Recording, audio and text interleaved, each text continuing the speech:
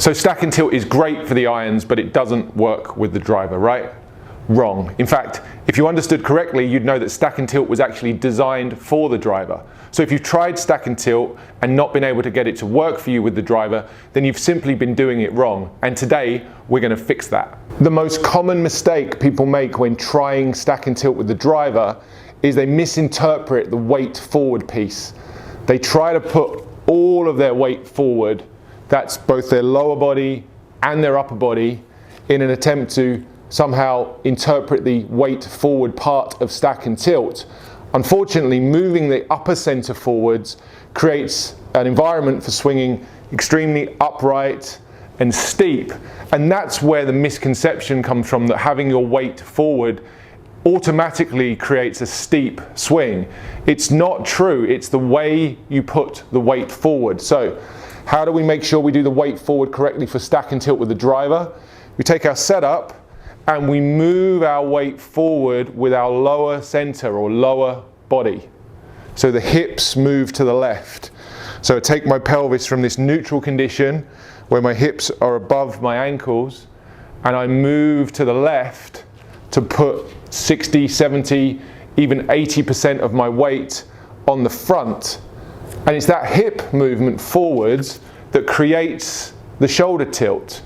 Another misunderstanding is people setting up with the driver and trying to get their shoulders tilted, they end up leaning the upper center back. This creates all sorts of issues with swing direction, low point, and contact. So if you want to get weight forward correct for stack and tilt with the driver, understand that it's the pelvis that moves forwards, not the sternum. And there's a huge benefit to doing the weight forward piece correctly with the driver because it encourages a more in-to-out swing path. Having your weight forward and turning around that forward point makes it easier to swing your hands and club around you in an arc like this, which is going to help create that slightly into-out swing path and deliver more power into the ball. It really is so simple. Driving is the strongest part of my game. Any of you that watched our vlogs that are on the channel will know that I'm renowned for driving the ball pretty consistently with a nice tiny push draw. There was another one right there. I'm swinging 2.5 degrees into out on that swing. I'm swinging 2 degrees up. I've got the face just closed to the path. It's the perfect ingredients to hit a tiny little push draw.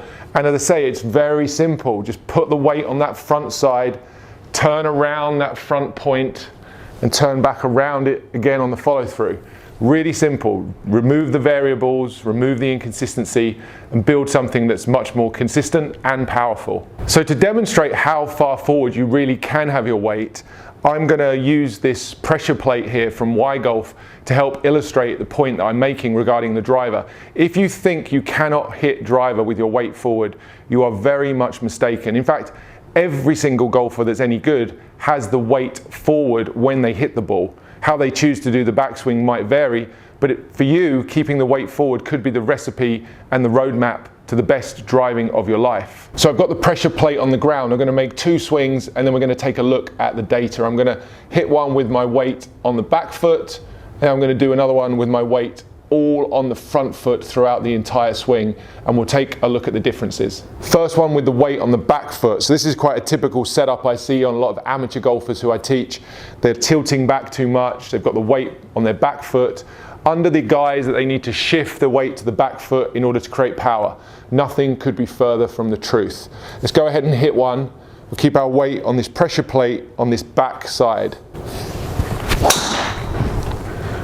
Really horrible strike, toe strike, ball's slicing off to the right. Not very good contact and certainly not very powerful. Okay, let's take a look at one now where I keep the weight on the front. Now I've got the pressure plate in the same place, but this time I'm going to keep the board pushed down on this left foot. Notice again how I'm doing this. I'm doing this by placing my pelvis to the left, creating this spine tilt that I want at impact and into the follow through. I'm almost pre-setting that hip sway and making life a lot easier for you to hit better drives. So keeping the weight on the front, that's 80% comfortably in this example, maybe even more than that. I'm going to make a backswing and keep my weight forward, I'm going to hit this ball and see what we get. Typical strike was pretty good.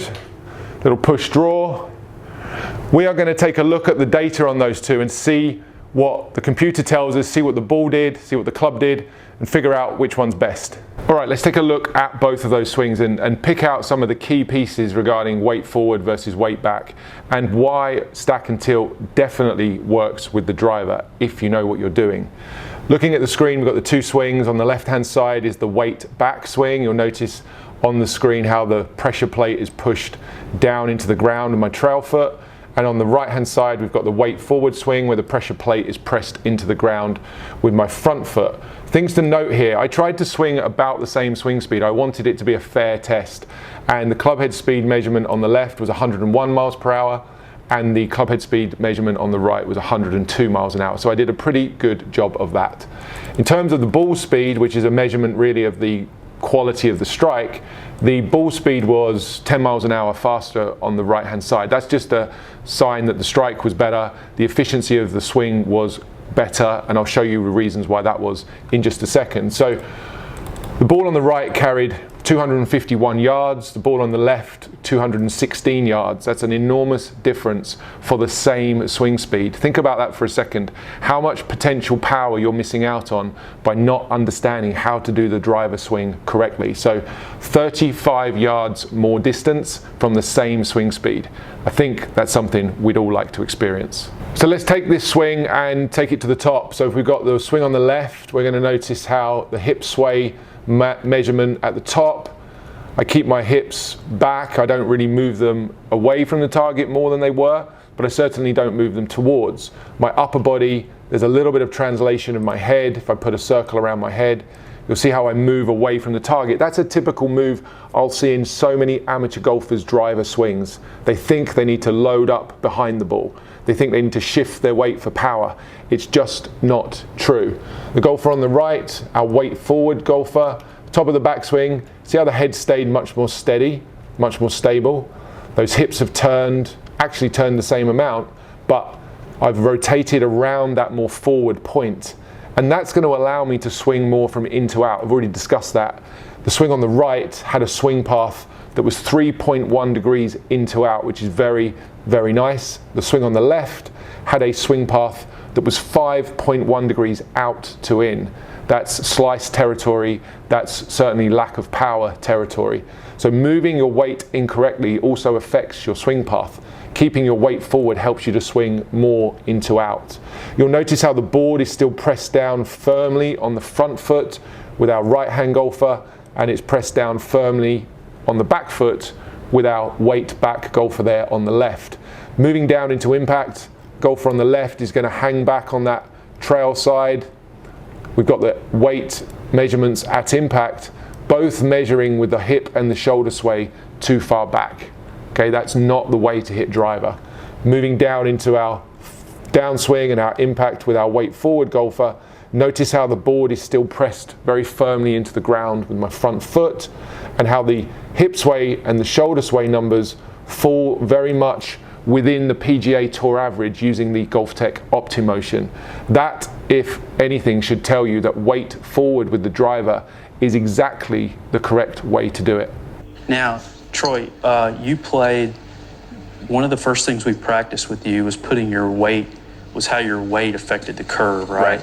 And when you played at the Fry's tournament in October of last season, what was your weight distribution on your feet in your mind with the driver at the setup? In my mind, it was probably, I felt like, I'm going to say 65-35, but it probably wasn't that far forward. Okay.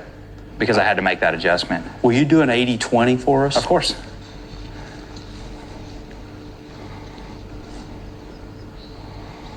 I don't think it's going to cut.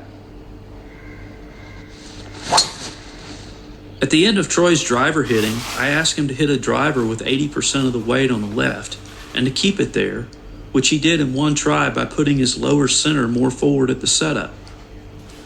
A couple of things happened when he did this. First, he recorded the highest club head speed of the day for himself or any of the other players.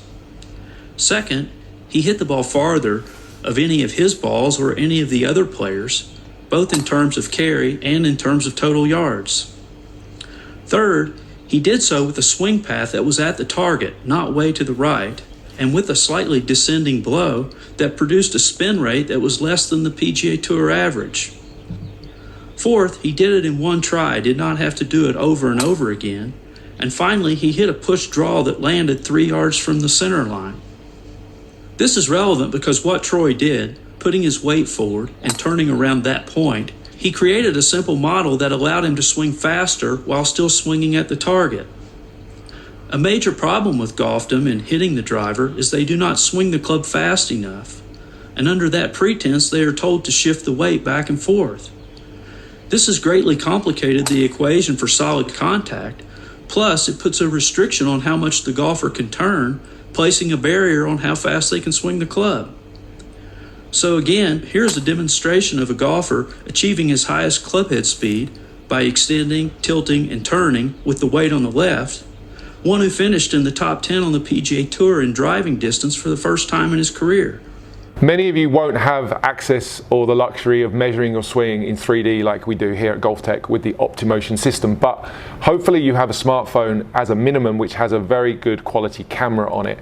Filming your swing from this view, you'll be able to see one particular measurement that I'd like you to keep an eye on. So take your lead hip and draw a line down to the outside of your front foot on both of these swings. So lead hip down to the outside of my front foot, and then take a look at where your hips are and where your lower body is at impact.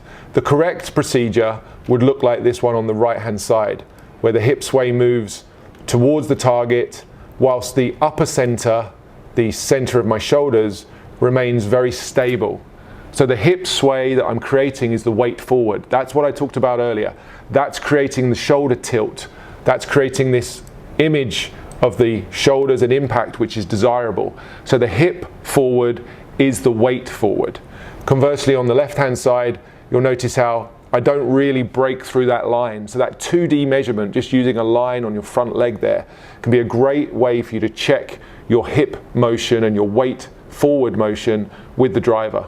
So stack and tilt does work for the driver, and now you know how to do the weight forward piece. It's unlikely you'll ever want to do the driver any other way. The increase in power, the improved shot shape, the increased consistency, and not to mention the fact that it's even easier on your body than a conventional swing makes this the swing of choice for the majority of golfers wanting to improve. This will change your driver game forever. If you enjoyed this video, guys, please hit the like button. It really does help the video to be seen by more people, especially if you learned something new today. I'd appreciate you taking the time to do that. And if you're new here, do consider hitting the subscribe button and joining the community.